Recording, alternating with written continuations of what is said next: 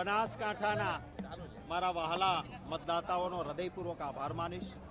અમારા ઉમેદવાર ગેનીબેન ઠાકોરના સમર્થનમાં ખૂબ વિશાળ મંડપ હોવા છતાં એ મંડપ ટૂંકો પડે એટલી મોટી સંખ્યામાં સૌ પધાર્યા છે।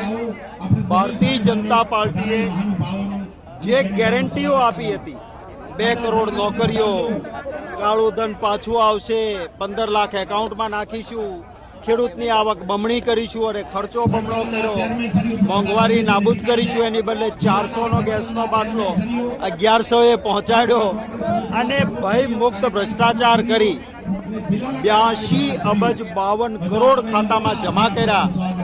બીજી તરફ કોંગ્રેસના એકાઉન્ટ ફ્રીઝ કરી દઈને પરેશાન કરવાની કોશિશ કરી। એના સામે આ જનતાનો પ્રેમ અને સમર્થન છે। હું આભાર માનીશ।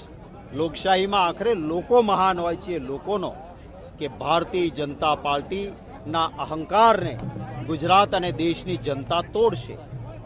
5 લાખથી જીતીશું। અરે શું તમારે એવો અહંકાર છે? તમારા ખિસ્સામાં લોકોને મતો છે? લોકોનો પ્રેમ કોંગ્રેસ સાથે છે, કારણ કે એક સકારાત્મક એજન્ડા છે કોંગ્રેસનો।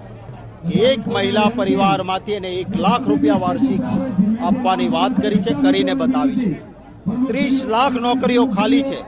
કોંગ્રેસની સરકાર બને એ નોકરીઓ પૂરાશે। યુવાનોને 1 લાખ રૂપિયાનું સ્ટાઇફંડ, અને ભૂતકાળમાં કોંગ્રેસે કહ્યું હતું, સત્તામાં આવ્યા પછી કર્યું છે। ભાજપની જેમ એમ નથી કહ્યું કે ચૂંટણી વખતે કહીએ જુમલાઓ હોય છે। ફરી વખત આજે જે બનાસકાંઠામાં જે જન સમર્થન છે એ માટે સૌનો આભાર માનું છું।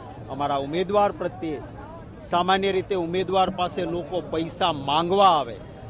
આભાર માનીશ મારા વાલા ગુજરાતીઓનો કે અમારા એકાઉન્ટ ફ્રીઝ કર્યા તો લોકો લાઈન લગાવે છે અમારા ઉમેદવારને પૈસા આપવા માટે, સમર્થન આપવા માટે। એ સૌનો નતમસ્તકે આભાર।